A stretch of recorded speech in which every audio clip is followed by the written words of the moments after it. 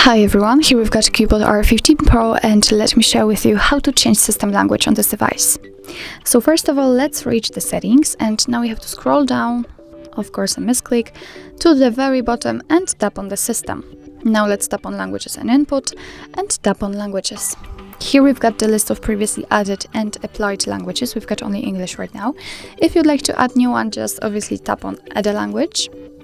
And here we've got the full list of available languages from which we can choose. So this list is also wide, almost like in the keyboard. And all you have to do right now is simply find the language you'd like to add and tap on it. If you can choose the region, just choose the one you'd like to apply. And as you can see, the French language, which I've just chosen, simply appeared on the list of our languages. But there's still English. I mean, the system is still in English.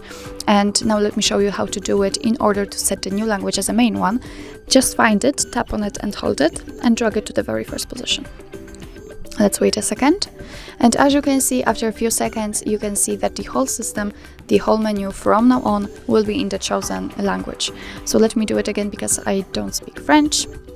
So let's tap on it, hold it, and drag it to the very first position. And the same situation, from now on the whole system will be in English.